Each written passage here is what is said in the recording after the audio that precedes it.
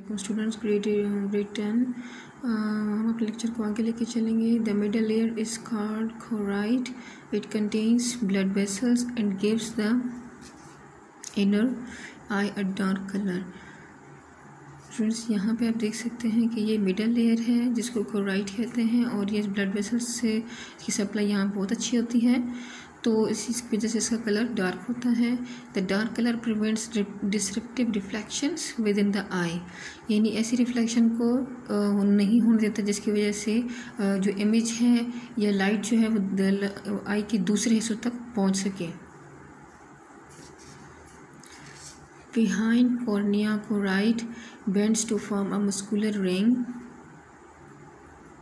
यहाँ पे देख सकते हैं स्टूडेंट्स, कॉर्निया के पीछे जो कोराइड है वो बेंड हो रहा है और एक मस्कुलर रिंग बना रहा है। कॉल्ड आइरिस, इसको आइरिस कहते हैं।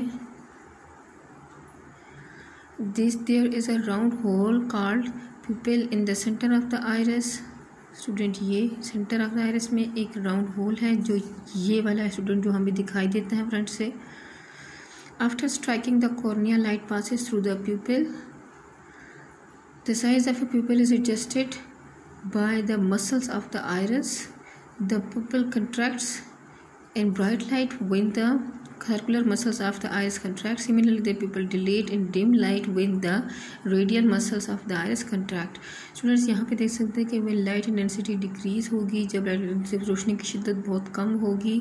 फिर क्या होगा कि जो प्यूपिल का साइज़ है वो बढ़ने लगता है। क्योंकि जो रेडियल मसल्स हैं वो कंट्रैक्ट हो रहे हैं, सिकुड़ रहे हैं, and the circular muscles are relaxed. तो इसकी वजह से क्या हो रहा है कि जो प्यूपिल का साइज़ है वो बढ़ना शुरू हो जाता है।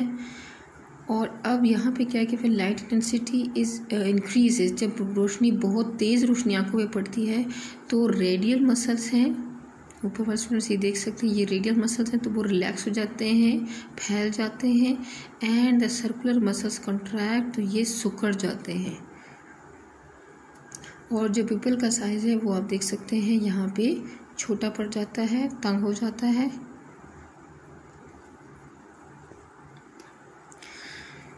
फिर यहाँ पे है कि too much light being lit and could damage the retina, too little light make sight difficult. इसका मतलब है कि हमारी आई को एक ख़ास शिद्दत की, एक ख़ास लेवल की लाइट चाहिए।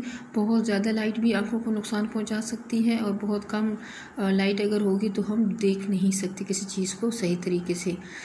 Behind iris there is a convex lens which focuses light on retina.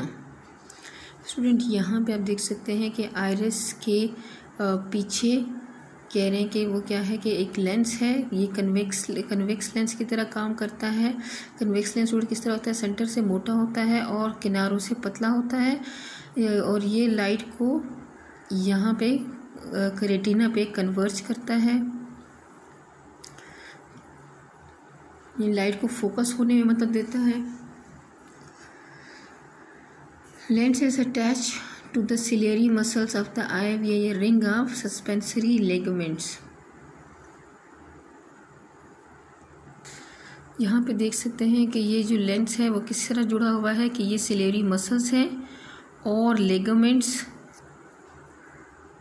इसका क्या नाम है, सस्पेंसरी लेगामेंट, यानी जो मसल्स हैं उनमें लेगामेंट्स हैं उसके अंदर, और उन्होंने इस लेंस को बांधे रखा हुआ है और एक पोजीशन पे भी रखा हुआ है, और इनकी कंट्रैक्शन और रिलैक्सेशन से ही लेंस छोटा बड़ा दिखता है आगे।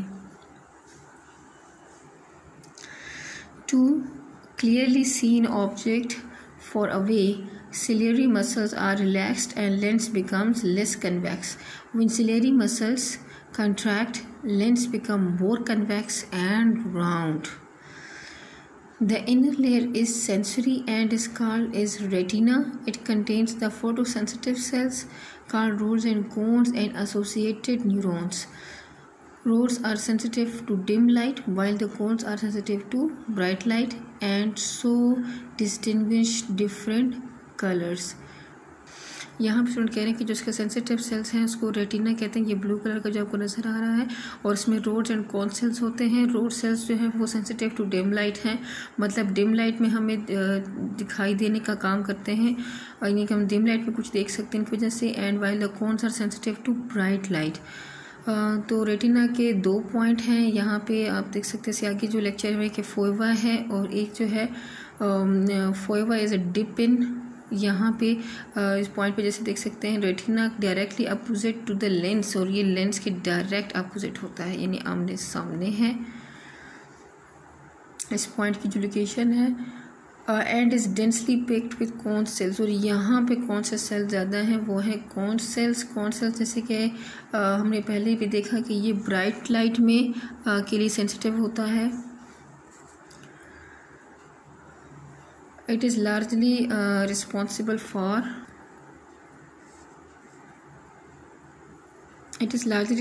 for color vision and sharpness.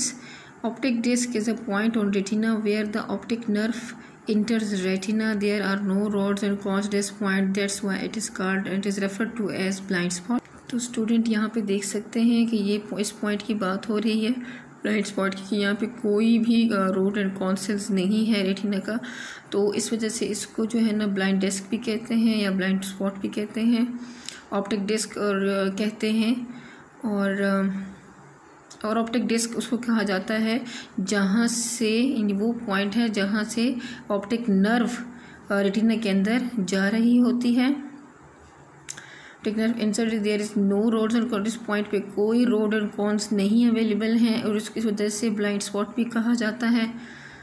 और यहाँ से स्टूडेंट आप देख सकते हैं कि ऑप्टिक नर्व अब जाएगी और ये दिमाग तक सिग्नल लेके जाएगी।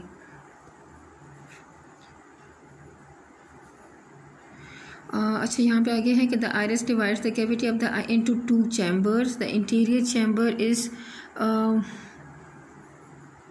is in the front of iris between the cornea and iris, and whereas the posterior chamber is between the iris and the retina. The interior chamber contains the clear fluid known as aqueous humor, and while the posterior chamber contains the jelly-like fluid known as vitreous humor. It helps to maintain the shape of the eye and suspend the delicate lens. Students यहाँ पे आप diagram में देख सकते हैं कि जैसे iris से जितना भी फ्रंट पे एरिया है उसको एक्वेस ह्यूमर में कहा जाता है, तो ये क्लियर फ्लूइड इसके अंदर होता है। और जो पीछे का चैम्बर है, पोस्टीरियर चैम्बर है, उसमें क्या होता है कि जेली लाइक फ्लूइड होता है, और ये क्या करता है कि इसका काम है कि लेंस को जो है सपोर्ट करेगा, और इसको कहते हैं vitreous humour.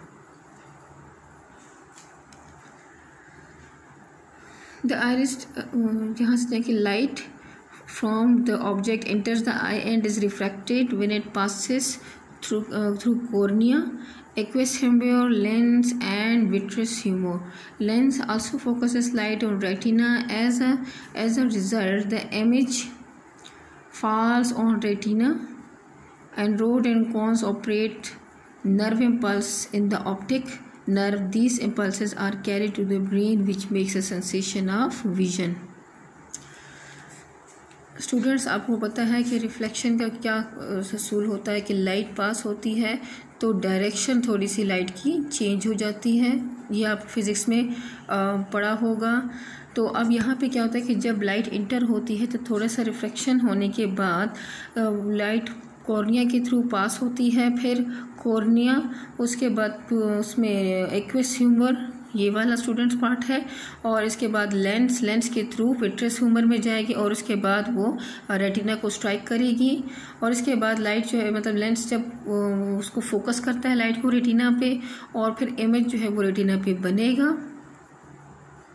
Rods and cones generate nerve impulse in the optic nerve, and these impulses are carried to the brain which makes the sensation of vision.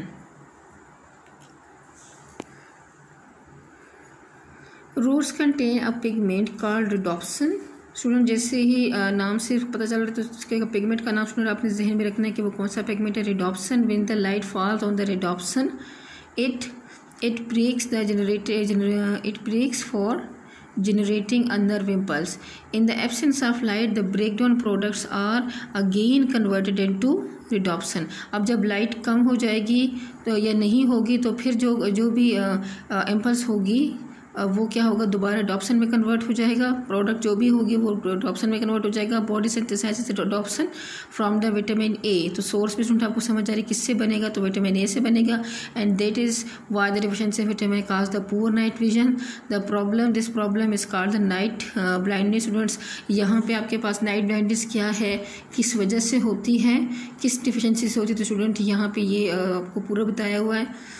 आगे cones also contain a pigment known as iodopsin. There are three main types of cones and each type has a specific iodopsin. Each type of cone recognizes one of the three primary colors, blue, green and red. If any type of cones is not working well, it becomes difficult to recognize that color. Such person is also not able to distinguish different colors. This disease is called as color blindness and is a genetic problem. तो student colour blindness क्या है, किस वजह से होती है और cone cells के अंदर कौन सा पिगमेंट, ये सारा पैराग्राफ पे दिया हुआ है. तो ये भी आपने जहन में रखना है, इसको भी याद करना है और इसको कवर करेंगे साथ में. For a pilot colour vision is essential so that he she can recognise aircraft position, lights, light gun signals, airport beacons, approach slope indicators and a chart symbols. Especially at night, the pilot must have the ability to perceive these colors necessary for the safe performance of his or her duty. Student आप देख सकते हैं कि अगर वो runway की lights को सही परसीव नहीं कर सकेगा तो उसके टेक ऑफ करना या जहाज़ को उतारना जो है ना उसके लिए बहुत मसला होगा. तो ये लाजमी देखी जाती है कि जो पायलट है उसके अंदर कलर विजन का कोई और स्पेशली नाइट में कोई मसला ना हो. देखेंगे कि have you seen the eyes of the cat and dogs shining in the night. The reason for this is the presence of the tapetum behind the eye which is a layer capable of reflecting light. Reflection क्या होती है कि जैसे ही अगर हम refracting की बात की थी, रिफ्रैक्टिंग में तो लाइट थोड़ी सी जो रास्ता होता है वो उसका थोड़ा सा चेंज हो जाता है और रिफ्लेक्शन में क्या होता है कि लाइट बिल्कुल ही वापस चली जाती है. तो दिस इज़ रिफ्लेक्शन. ठीक है स्टूडेंट, आज आपका इतना ही लेक्चर था. इसको अच्छे से याद करना है, समझना है और अपनी होमवर्क कॉपी पर भी साथ साथ काम करते रहें. अल्लाह हाफिज़.